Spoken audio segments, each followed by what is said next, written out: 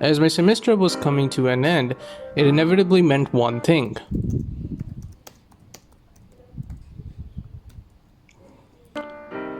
As I was fighting my way up to get good grades, I came up with the ingenious idea to buy stuff for 3 months and then make a package unboxing video showcasing all of that. I put a lot of effort into it, so I hope you guys enjoy.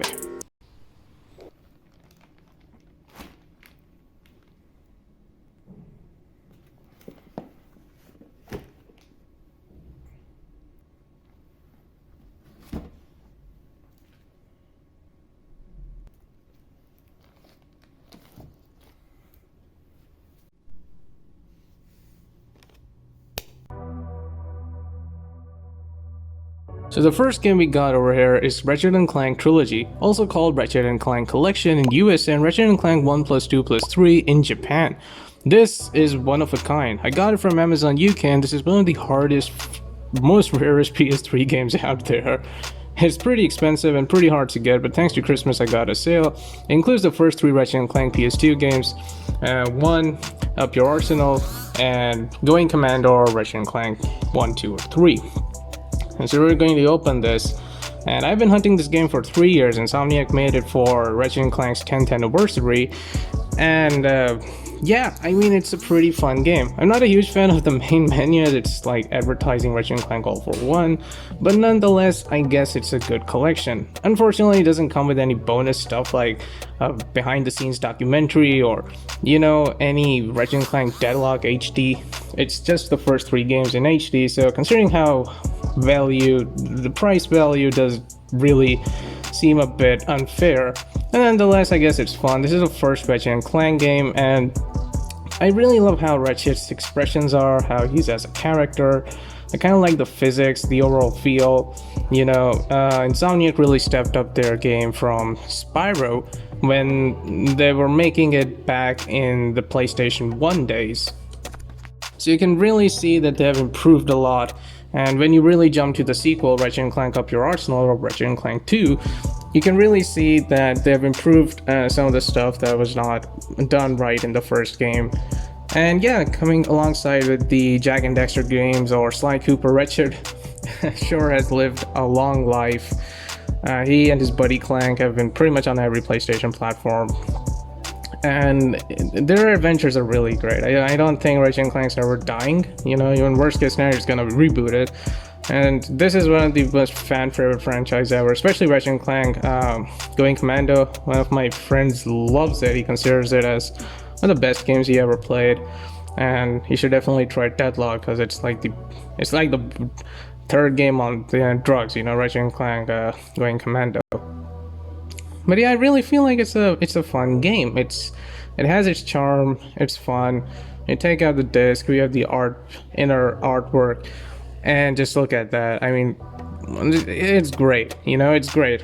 I found this game years ago, like around 2017, but I couldn't get it because I was looking for some other rare games, and then got sold, and I never found again. The next game we got is PES 2013. This is the US cover. Not a huge fan of it. I personally do prefer the European cover where Ronaldo's kicking the ball, but man, this game's nostalgic. You know, it's nostalgic. Back in the day, it literally felt you're watching live action football, and I just love the football texture of the disc itself. The golden days when Ronaldo, Messi, all these guys were at their prime, European clubs were at their prime. I saw this game on a magazine cover, and I was just blown away. You know, I love it. Just listen to the main menu. You know, you're just gonna love the nostalgia.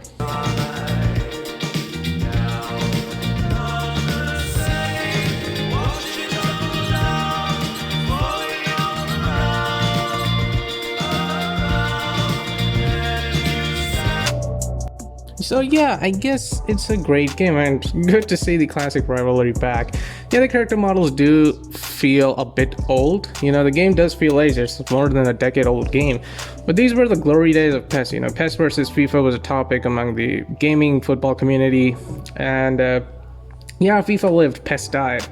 Messi won the World Cup. You know, if you're on the other side of the other team side, you're pretty much disappointed. But I mean, the game still looks pretty good. I think it still looks polished. It still looks great. This was the last time PES was great. eFootball is bad. And PES 2013, they didn't make any good PES games after this. This was, again, really hard to find. I can't believe how hard it was to find PES 13. But yeah, a quick look at the manual. I'll definitely need to learn this because in my trials, I pretty much suck at this game. But yeah, my best friend is visiting me tomorrow, so I hope we are gonna have some fun playing football. He's gonna be noob, I'm gonna be a noob. It's gonna be fair grabs. Next package, let's just cut it with our trusty cutter. He's been with us since day one. And yes, this is Tomb Lost of the... What was this game called? I forgot its name. Yes, Rise of the Tomb Raider 20th Anniversary Edition. I got it used, so the slipcover is not in the best case. Here's the front, here's the spine. The spine too, and back. I'm gonna get the new slipcover, I'm gonna make a custom slipcover. But the art book is in best look at it. I mean, it's in immaculate condition. I really love it. And this is like the best way to celebrate Tomb Raider. It's like a journal. You open it up, you see all these cool Lara Croft arts throughout the history of the Tomb Raider franchise, how she evolved, and right at the end you got the disc. I mean, if this is, you want to celebrate something like Tomb Raider, this is how you do it. And this game is fascinating. The ice, the draw distance. Just look at it, it's majestic. Now this game was Xbox exclusive for a bit of time because Uncharted was coming out and was becoming really popular on Sony, so Microsoft used their classic approach, not make something but just buy something which is already there. So they decided to buy Tomb Raider, and this was like the last good 360 game. It didn't came out on PS3, and then a lot of people were mad at it, Microsoft and their greedy tactics, and eventually it came out on PS4, and this is like the best way to enjoy it because all the DLC is on the disc. And yeah, this is great. I mean, look at this. I am a bit spoiled after playing Horizon Zero Dawn Forbidden West. Sorry, not Forbidden West, or Frozen Wilds. The ice in that game, yeah, it's the best ice ever done. But I was still amazed looking at this. Looking through the history of Tomb Raider, it's a rich franchise. Here Lara was visiting the Unreal 5 demo, It pretty much looks like that. I really love how Square Enix did justice to most of these Western IPs, Hitman, Deus Ex, Tomb Raider.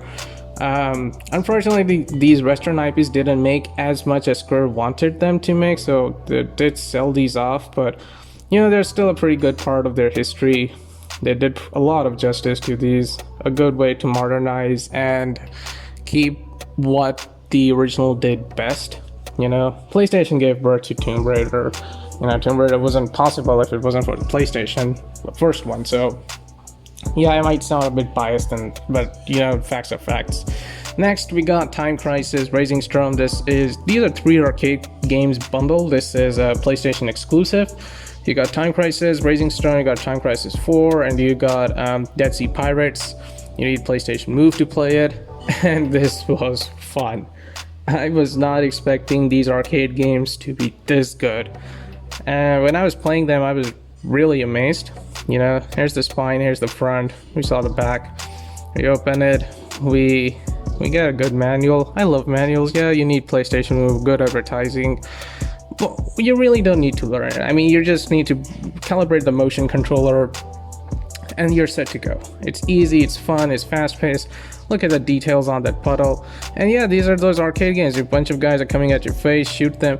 And this actually reminded me a lot of Virtua Cop, that Sega game we used to play as kids.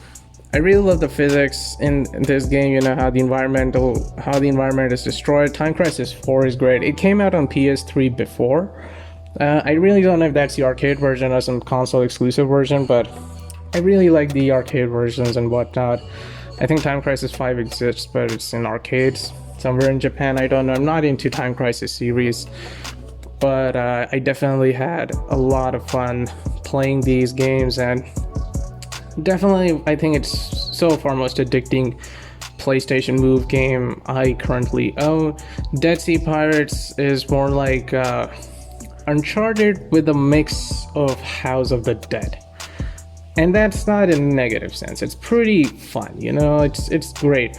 These games just remind so much of nostalgia that you're definitely gonna enjoy these. Whether you're playing it alone, whether you're playing it as two players, these games are fun. Here's the inside, and amazing artwork. Amazing artwork.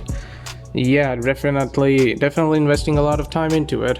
Alright, so I pretty much know what is inside this one because one of my really good friends sold this to me at a fairly cheap price because, you know, we have known each other for a good amount of time. Yes, it's another old game, but god, this game was great.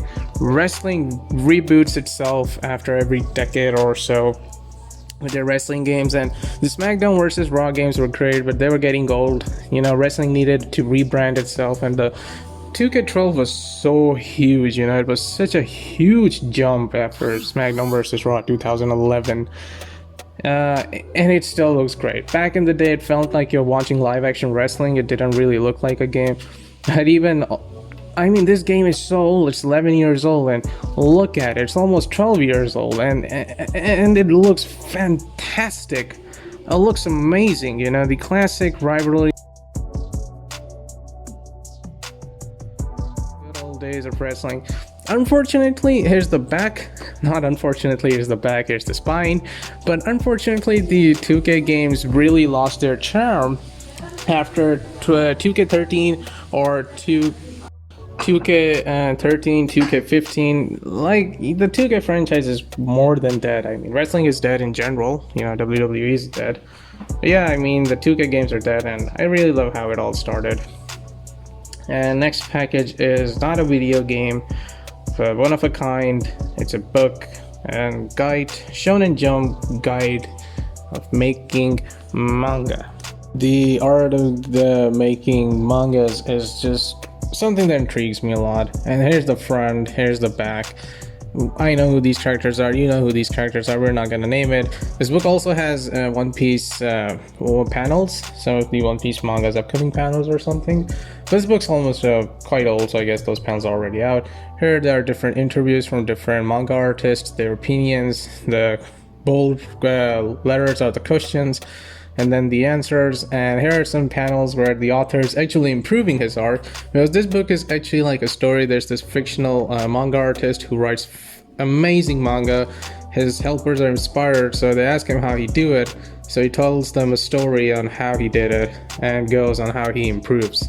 So here we got some Duel Master cards. I got these a lot because they were pretty cheap, and these are just awesome. You know, these are just awesome. I don't really know if these are real, these are fake, but I definitely do enjoy nostalgia. You know, I wanted to talk about this in my new radio video, but on the new year, but I didn't want it to make it very long. And this is actually one of the best things added to my collection. This is Shuei Ishida Tokyo Ghoul artwork. I love this artist. Here's the front, you know, and look at the small details added on the cover. I'm also going to show you the back. Yeah, again, like, oh my god, this book is really high quality. I'm gonna take it off and see, look at it from behind, and man, this book is really high quality. I'm gonna put this aside for a moment, and yeah, you know, it feels so good in the hand. The binding is strong, and as I said, Shuei Ishida is actually one of my favorite artists ever. This is again the spine without the cover. Let's open it and see what's really inside it. You know, let me just adjust it a bit. You know, I don't want to damage it or something. And I've forgotten so many of these characters. You know, I was a huge Tokyo Ghoul fan. I still am, but the anime didn't do justice, you know. So I'm definitely gonna try going for manga. Here's Toka. You know, I forgot this guy's name. Here's Reese. But the thing is that I was getting Tokyo Ghoul's entire manga set for 20k, which was a lot. So I am reading the manga digital, but I do lose my interest rapidly whenever I'm reading something digital. So I'm definitely going to try buying physical volumes, see how much I can afford, and really see through it. I love this story. You know, I never knew I'm gonna love ghouls so much, and I just love Ishida's art. You know, if I ever make a fighting game, I'm totally gonna tell Shoei Ishida to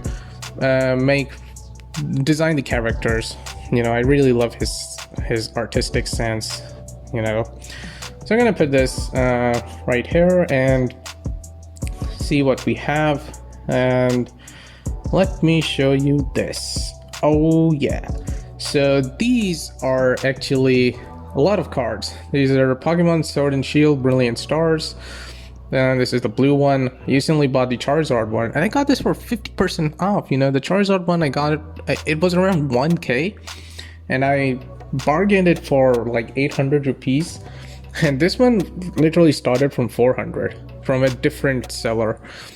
And here are different cards we get here.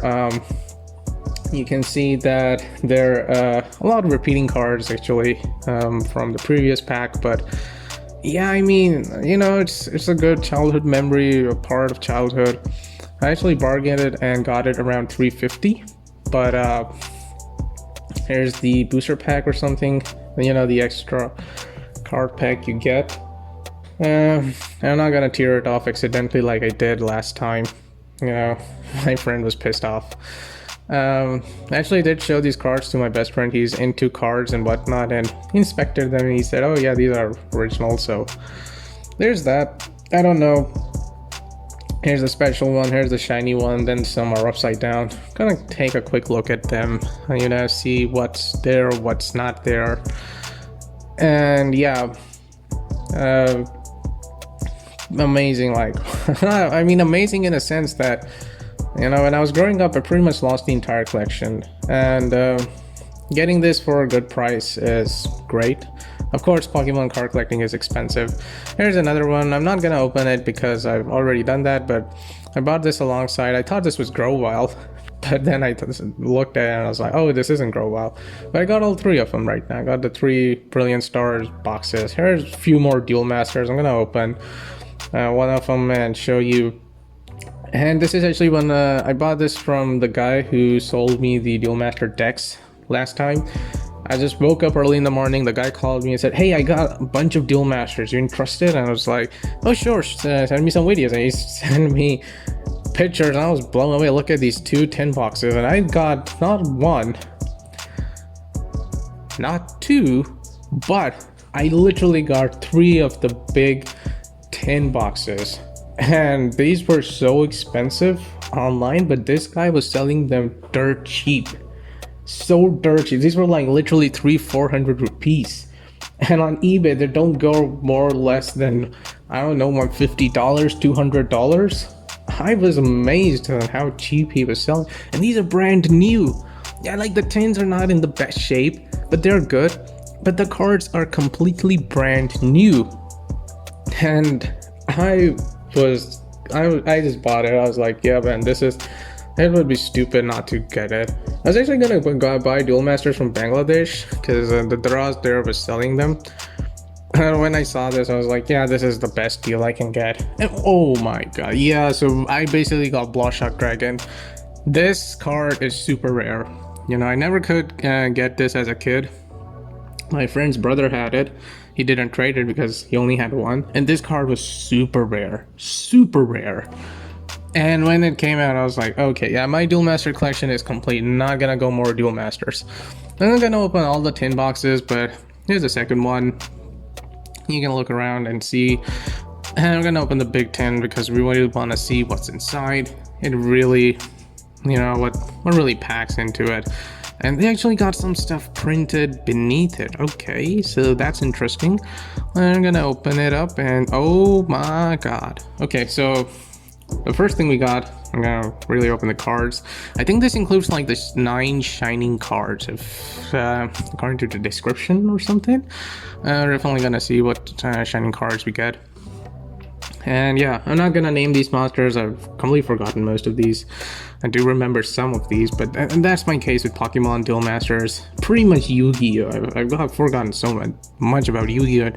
Man, the artwork is fantastic, and just brand new Duel Master cards from the most rarest packs is it's insane. I mean, Duel Masters has been dead for more than 2 decades right now. If I'm not more than 2 decades, but almost 2 decades. I mean, after a few years, it's gonna be 2 decades, and you just literally see it being sold. But you just randomly find it at good price, and why wouldn't you get it? I mean, I guess this is the light pack because most of the shining cards are light and they're really stuck well together. They don't want to come out. I'm gonna unstick them after the video, but yeah, I mean, here's a look at it. Here's the back. Amazing stuff. Let's look at the booster cards that actually came up with these. We're gonna gently cut it, and we're gonna see what's really inside. I'm gonna clean it up, don't want to make a mess.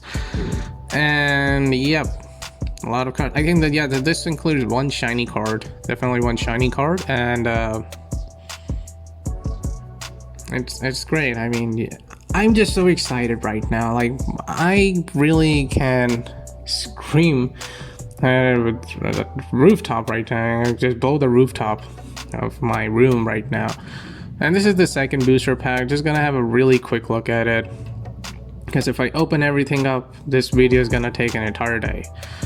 I definitely need to get back into Duel Masters. I can't just have all these cool cards sitting around not knowing anything about them. I really love somebody visits me and I play with them, but look at this. So this is actually a guide on how to play. It's a starter deck guide. It also has some artwork inside and some tips on how you can be pro at the game. So I mean, yeah, this is so worth it. This is one of the best things I've bought at a really cheap price in a very, very long time in my life. I'm definitely happy. Yeah, and I've been buying all this stuff for like 3 months or 3.5 months right now. I mean, almost 4. So I didn't buy all of this haphazardly at once. I've been collecting it because, again, I had to study a lot for my semester. And let's hope we don't tumble down this Duel Master tower we created. So in the next package, we got the Final Fantasy XII, the Zodiac Age PlayStation 4 port or remaster with HD graphics, 60 FPS. Should have been 120. I don't know if it's 120 or not. Here's the spine. And here is the majestic back. I again got this used, but the only DLC for this game is the soundtrack. But look at the Steelbook brand. Like, the artwork on the Steelbook is fantastic.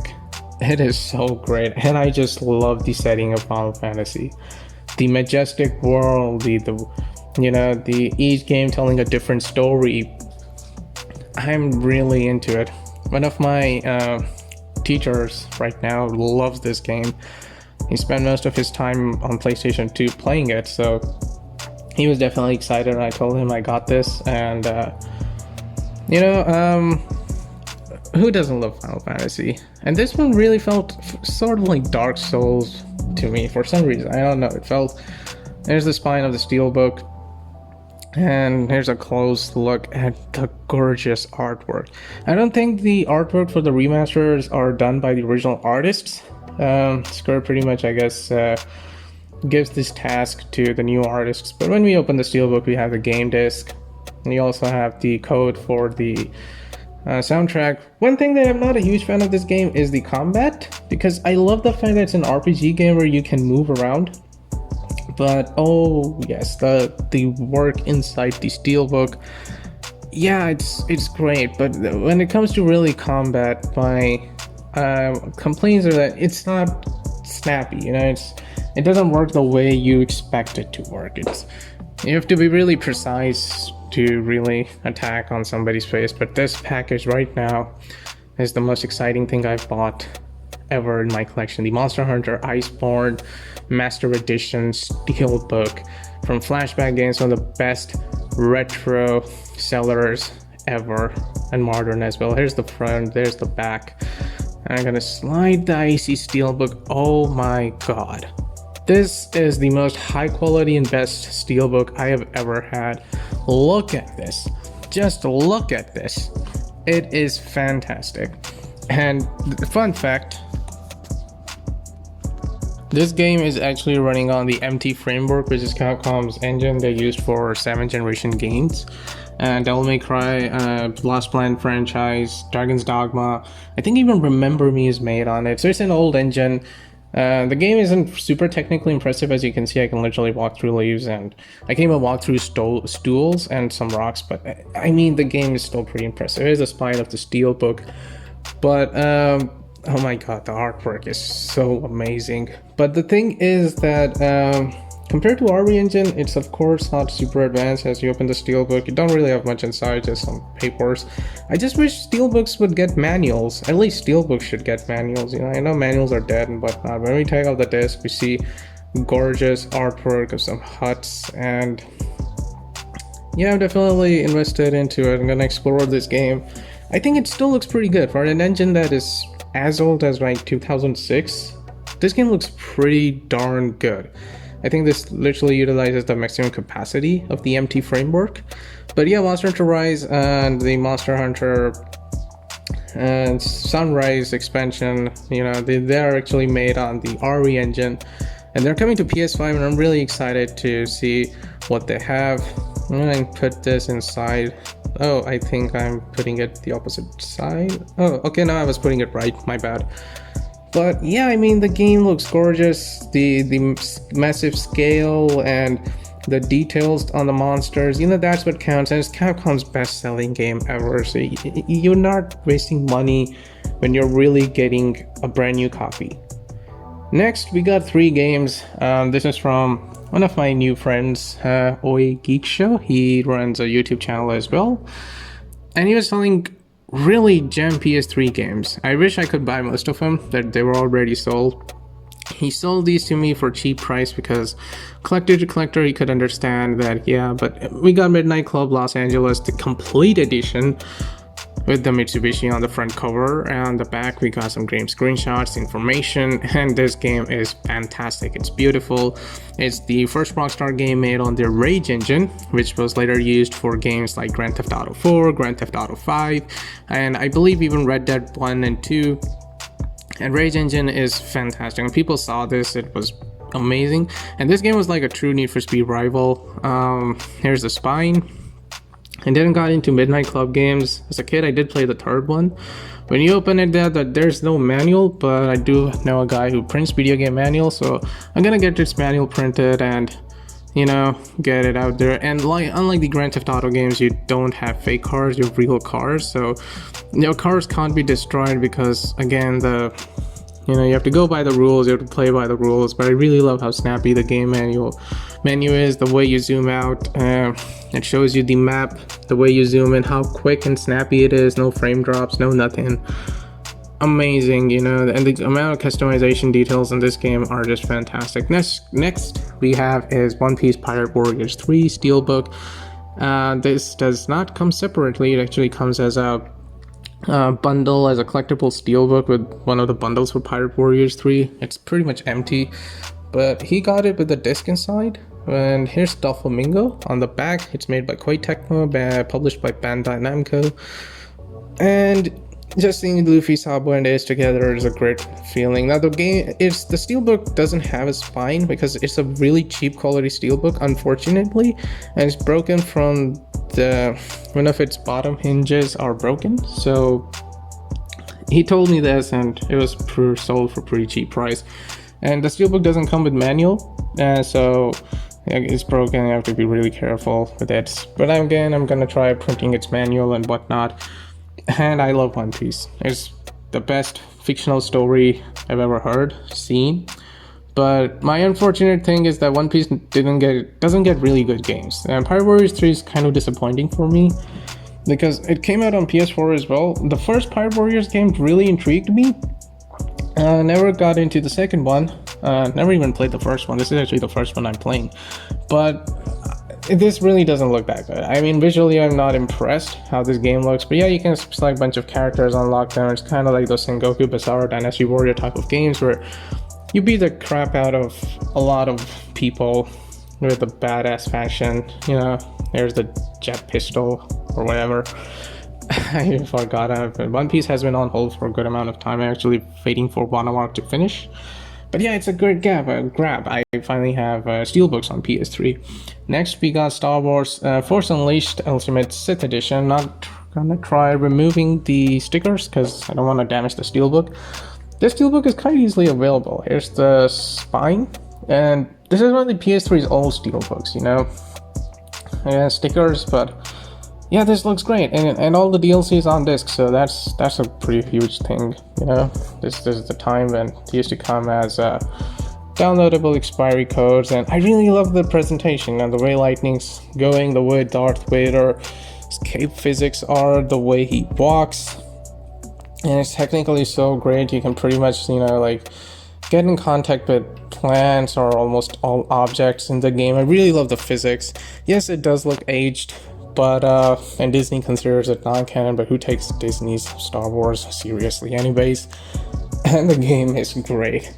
You know, they're just the game just starts with you're put into Vader's shoes and you're just killing the Chewbacca's and whatnot. It's sad to see, but I am impressed, like the way Vader just walks and he's just getting the green orbs of health. It's really that God of War feeling that you never got, or at least got, but not this way.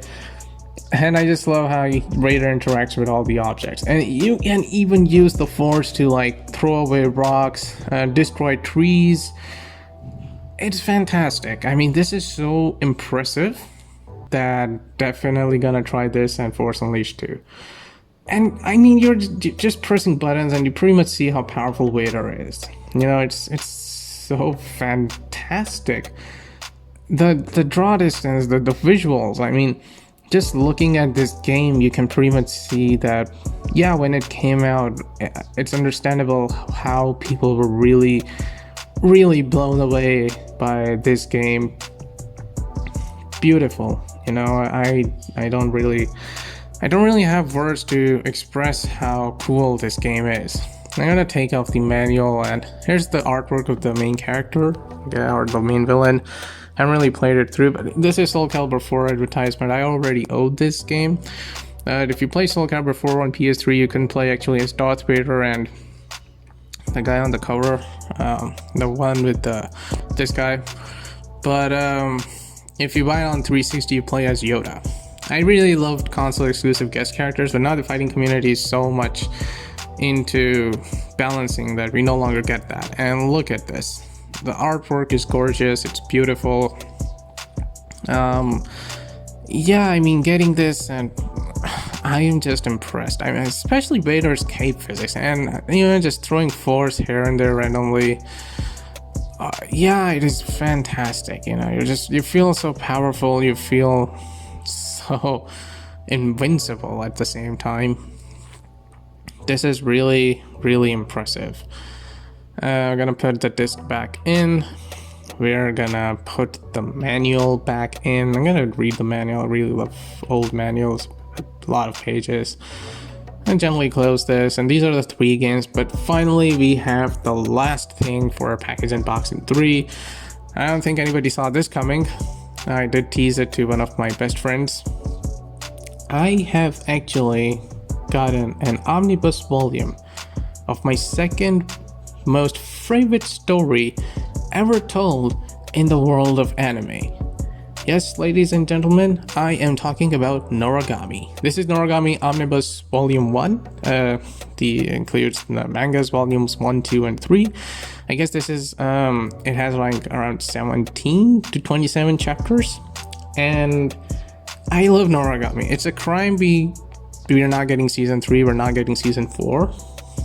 But I'm definitely, and I started reading this and I was so much into it. So this actually made me think I should get physical Tokyo Ghoul. At the beginning we got some artwork for Noragamis. I think these are like the manga covers for the first 3 volumes, maybe. I don't know. But yeah, I guess we do have like a lot of cool stuff and a lot of cool details revealed by the manga only. I love Noragami. It's a crime we are not getting a season 3 and season 4. It's a crime. I hope we do get one. At the end of the book, there's some special information, and there we go. Hope you guys enjoyed, and you take it easy.